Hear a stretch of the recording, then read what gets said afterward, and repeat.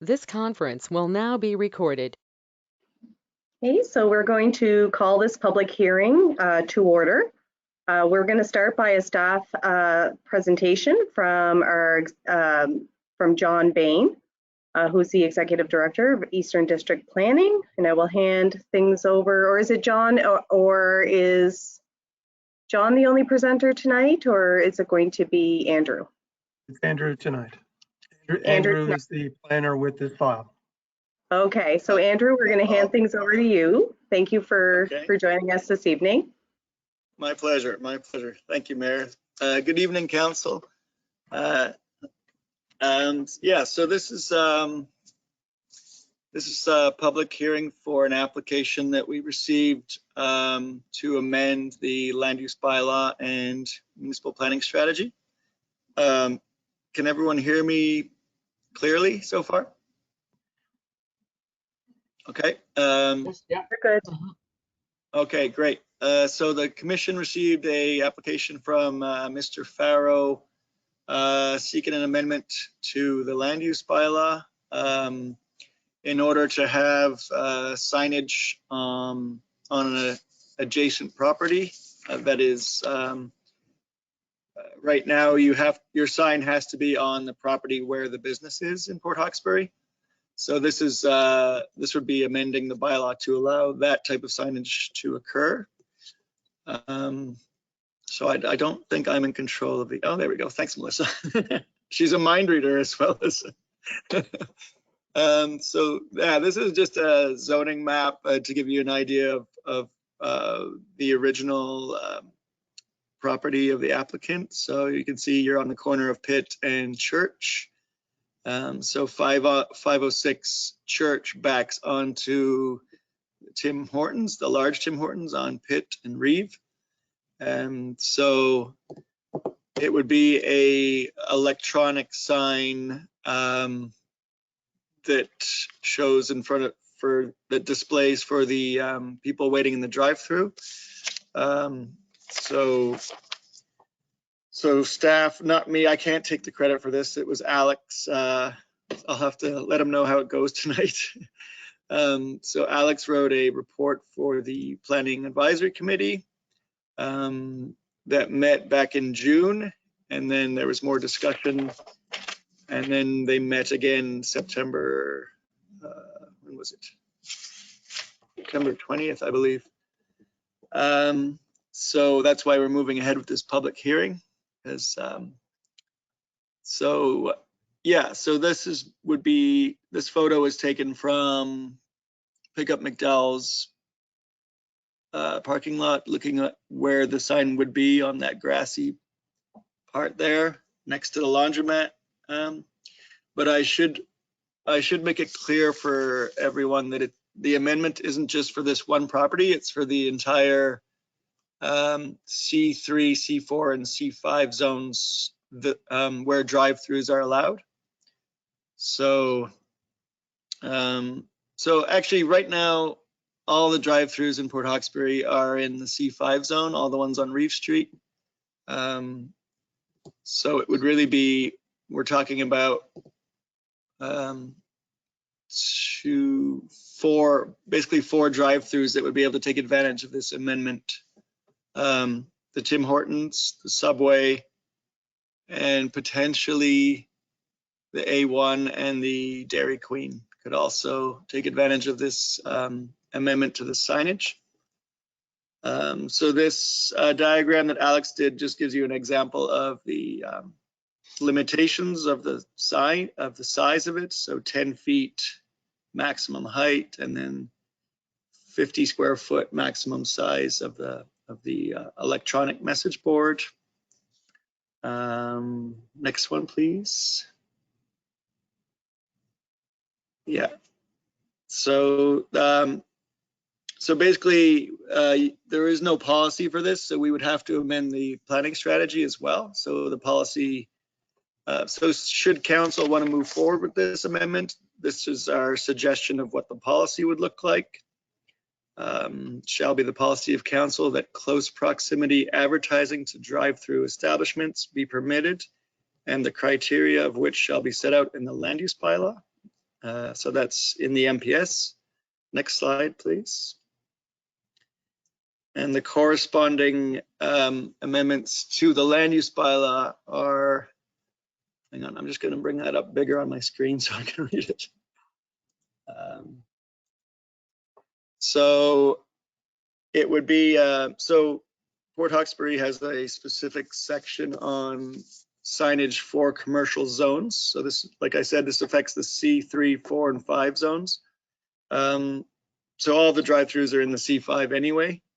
So this affects section B9C, so close proximity drive-through advertising signs. So, so you may advertise businesses or uses not located on the lot or premises. That's number one. Number two is one close proximity sign not exceeding 50 square feet in size on a single face sign shall be permitted. Number three is what I said before about a maximum of 3 meters or 10 feet in height from the grade level to the highest part of the sign. And the last change that would have to be made to the land use bylaw is 4, close proximity drive-through advertising signage must be within a minimum of 20 feet and facing an abutting drive-through establishment. So it's specifically to get drive-through traffic while they're waiting to order. And that's the intent of it. Next one, please. Okay. So in September, the Planning Advisory Committee met and discussed it, and they decided to recommend a motion for council to approve this amendment. It was advertised twice, fulfilling the requirements under the MGA on October 13th and October 20th. And yeah, one topic of concern that staff or the Planning Advisory Committee raised was the inability to legislate conflicts over the advertisements if neighbors don't like it. But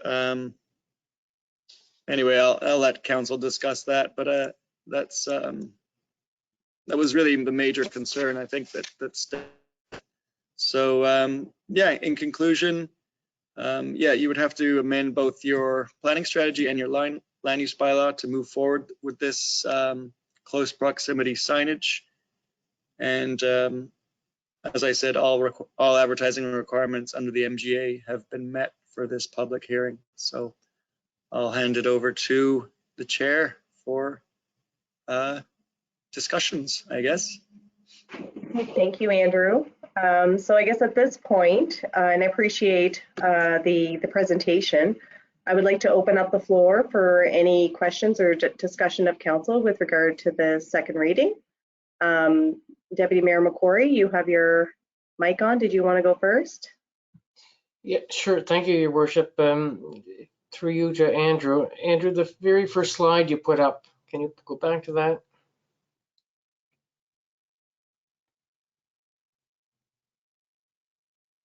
So it says the commission received a written submission from Mark Farrell on August 24th. And what year was that? That was 2020. So I guess a question is, how is it's taken so long with this process? Is this normal that it would take this long, like 14 months?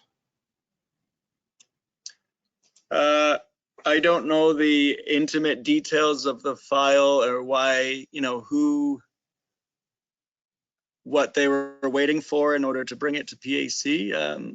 I assume the staff report was ready last spring and brought to PAC when they first met, but I'm afraid I can't answer the exact details of why it took that long.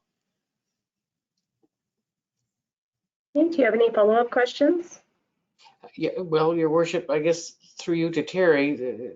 Terry, can you elaborate on anything about the time from August 24th of 2020 till now? I can speak generally to it, and it wasn't, Sure. directly our staff report. It was from EDPC. There was conversations back and forth for some time. We were in the period of COVID, which I know is we all talk about every time there's a delay in anything, but I think it is real. There was also a delay in getting our planning advisory committee together, and then when the committee, just because of elections, people leaving the committee prior to that, and then appointing a new committee, and then getting that meeting, and then as that was occurring, then the report came forward, and it was considered at PAC. Okay, great. Thank you. Thank you, Your Worship. You're welcome. Councillor McDougall, did you want to go next? Yes, thank you, Your Worship. Through you to Andrew. On the same page, Andrew, that the Deputy Mayor for the next hour pointed out. Did you mention that? I thought I heard you say that he was putting it on somebody else's land. Is that correct? Yeah, so this amendment allows you to put a sign that's not advertising your business on your property. So instead of a Tim Hortons, is that what you're asking? I mean, No, I'm saying the sign physically is going to be on his own property, not on somebody else's property. Yeah, exactly, Councillor. It would be on Mr. Farrow's property at 506. Okay. Church. Okay, that's right. That's the misunderstanding I had. Oh, thank you.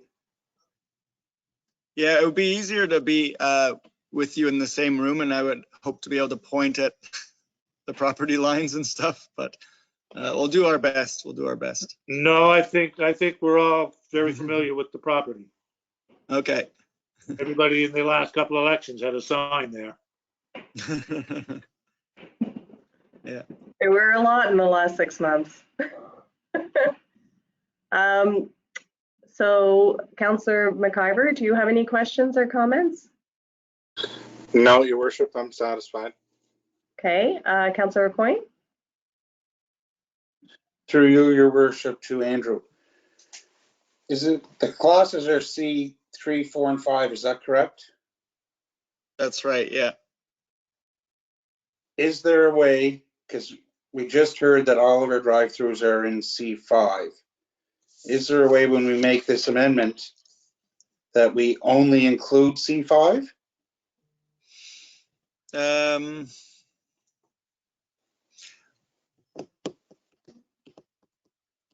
Well, as far as I know, there's only one property that's C4, and that was the proposed cannabis. So I don't think they're allowed drive-throughs in that zone. I'd have to double check.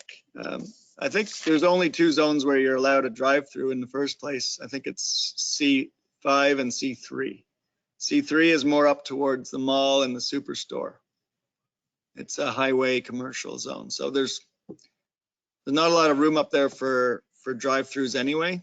So the only one I can think of, Councillor, is if someone were to buy what used to be KFC and turn it into I think they have the room to do a drive-through there if they wanted to do a drive-through restaurant. But again, you're in the C5 zone there as well. So, but yeah, it's just that section of the signage is specifically for the 3 commercial zones. But yeah, I believe we could make it so it's just C5 to answer your question. And the only reason I'm asking that is in previous discussions, some people were concerned that these signs would be popping up all over town. If we went with just the C5, that may restrict it a little bit, would it? Let me just find that for you. So there's only 2 zones that I know of that allow drive-throughs. C5 and I just want to check C3.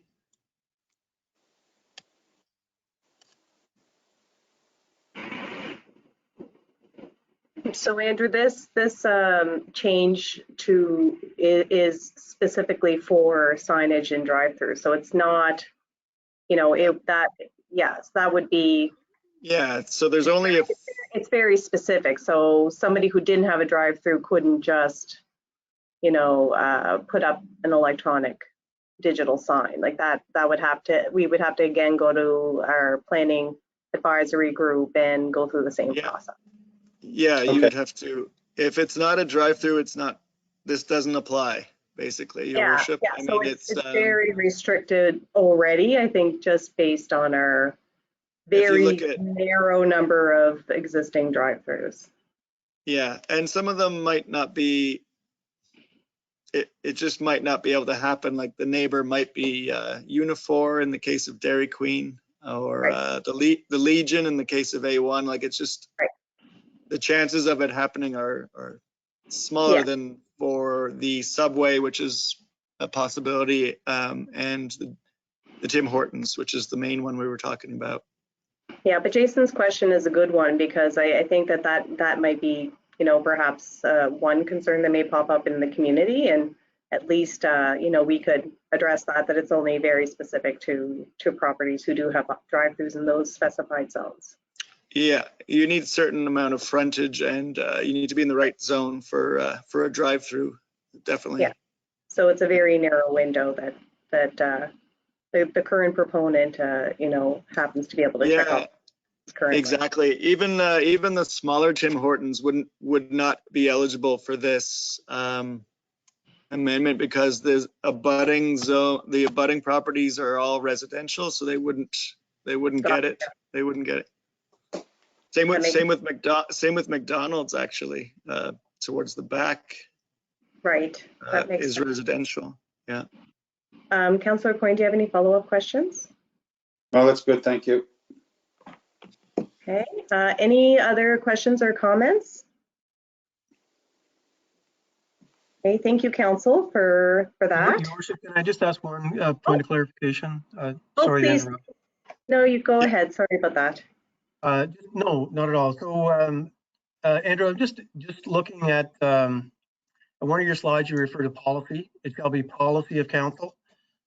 So when you use the word policy, or when Alex used the word policy, are you referring to that as a there's a requirement for a policy, or is that just a general term used to describe what's in land use bylaw and planning strategy? Yeah. So what is written up as policy CD 7.2 is actually would be a brand new policy going in the town of Port Hawkesbury planning strategy, because we can't just amend the land use bylaw without a policy to do that. So this would be this would actually be going for ministerial approval. Once you're amending your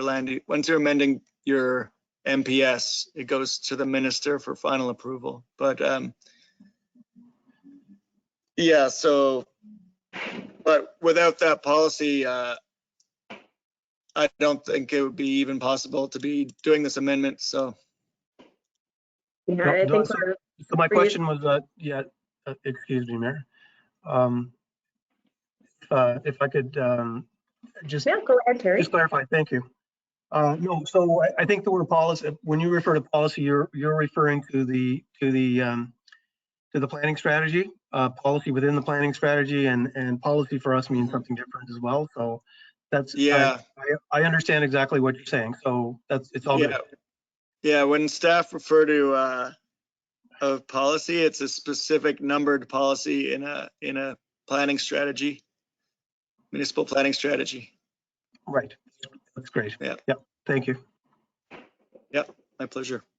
Do you have any follow-up questions, Terry, or you're good? No, thank you. Okay. So I don't believe we have any members in the gallery, but we do have due process. So I do have to call for opposing presentations. And I will do that 3 times, as is due process. I will call for opposing presentations. And one last call for opposing presentations. Hearing no opposing presentations, I'll call for presentations in favor. And for a second time, I'll call for presentations in favor. And for a third and final time, I'll call for presentations in favor. Okay, hearing none, I will ask our CAO if we've received any written submissions. We have not received any written submissions. Okay, without further ado, I would ask for a motion of adjournment. Motion moved. Okay, moved by Councillor Aucoin. Do we have a seconder? Second. Okay, seconded by Councillor McDougall. All those in favor, please signify by saying aye. Aye. Contrary minded? The meeting is adjourned. Thank you very much, Council, and thank you, Andrew. And we will see you all shortly for our public meeting.